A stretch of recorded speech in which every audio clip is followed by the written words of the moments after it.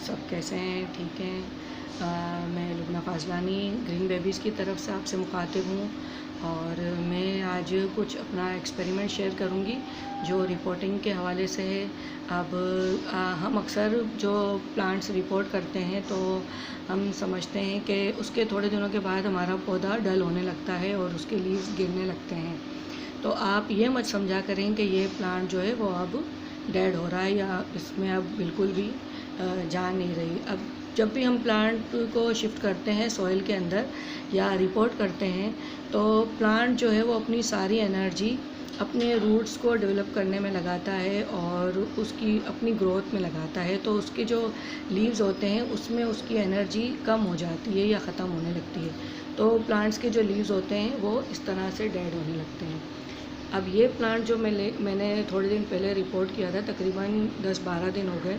अब आप देखें इसमें से एक पत्ता पहले से ही ख़राब हो चुका है, उसे मैंने रिमूव किया, ये भी ख़राब हो रहा है। लेकिन मैं इनको इतनी जल्दी रिमूव नहीं करूँगी। मैं अगर इसे रिमूव कर दूँगी तो फिर इसके अंदर भी ये जल्दी से ख़राब होने लगेगा।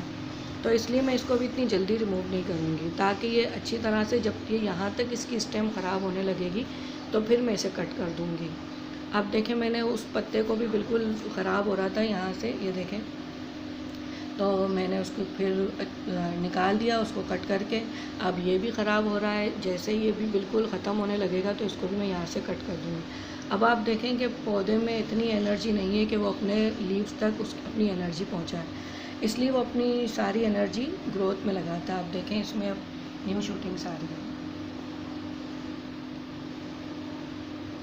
इसलिए आप फ़ौरन डिसहार्ट मत हुआ करें कि जब भी हम प्लांट को रिपोर्ट करते हैं, चाहे वो इंडोर हो चाहे आउटडोर हो, प्लांट्स हमेशा अपने पत्ते गिराता है और उसके पत्ते जो हैं वो लटक जाते हैं या फिर गिर जाते हैं, झड़ जाते हैं। बस आप उसकी केयर करते रहें और जहाँ रखा है उसको वैसे ही रहने दें।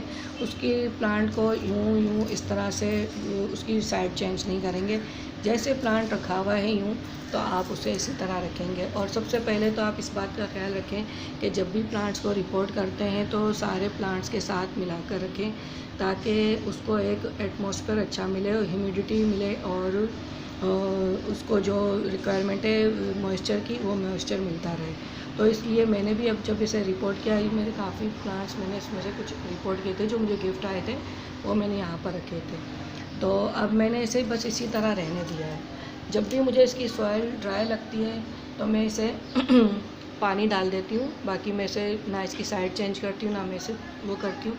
छेड़छाड़ नहीं करनी पौधे के साथ। जब आप उसे रिपोर्ट करते हैं उसको उसी जगह पर रहने दें। अच्छा, दूसरी बात ये, यहाँ पर बिल्कुल हल्की सी दोपहर में ठंडी सी धूप आती है तो मैंने इसे अपने सारे इंडोर प्लांट्स यहीं पर ही रखे हुए हैं।